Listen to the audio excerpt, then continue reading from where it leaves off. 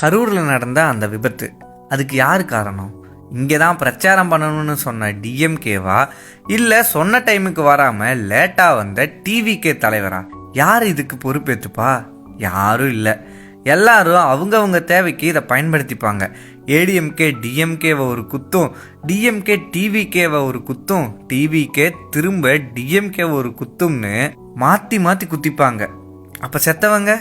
கொஞ்ச நாளுக்கு முன்னாடி ஒரு நியூஸு, பாகிஸ்தான் நாட்டோட ஜிடிபியை விட தமிழ்நாடோட ஜிடிபி அதிகமாமா. இப்படி வளர்ந்துட்டு இருக்க இந்த மாநிலத்தில் இப்படி ஒரு விபத்து. எனக்கு ஒரு கேள்வி இருக்குது.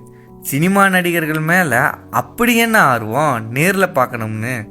நேரில் பார்த்தா என்னையா கிடைக்கும்? கூட பழகினா கூட அவங்களோட லைஃப் ஸ்டைலை தெரிஞ்சுக்கலாம். அதை வச்சு நீ உன்னோட லைஃப்பை மாற்றிக்கலாம். நீயே போய் தூரமாக நின்று தான் பார்க்க போகிற. அப்படியே பக்கம் போனாலும் பவுன்சர்ஸை வச்சு தூக்கி வீசிடுவானுங்க. அப்புறம் எதுக்கு? இப்போ அங்கே இறந்து போனவங்களோட இறப்புக்கு அவங்க தான் காரணமே தவிர வேற யாரும் இல்லை. இப்போ இறந்து போனவங்களை வச்சு ஈஸியாக அரசியல் பண்ணிப்பாங்க. இறந்து போனவங்க குடும்பம் குழந்தைகளாக இருந்துச்சாமா. இவங்களையெல்லாம் ஒன்றும் சொல்கிறதுக்கு இல்லை. இதுக்கியா போய் நேரில் கட்சி தலைவர்கள் பேசுகிறத பார்க்கணும்?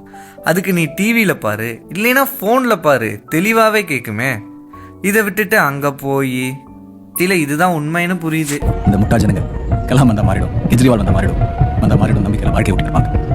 யார் வந்தாலும் நாம மாறினா தான் எல்லாமே மாறணும்னு புரிஞ்சுக்கிறதுக்கு இன்னும் 100 வருஷம். அதுக்குள்ள இவங்களை வச்சு என்னென்ன செய்யணுமோ அதை செஞ்சுட்டு போயிட்டே இருக்கணும்.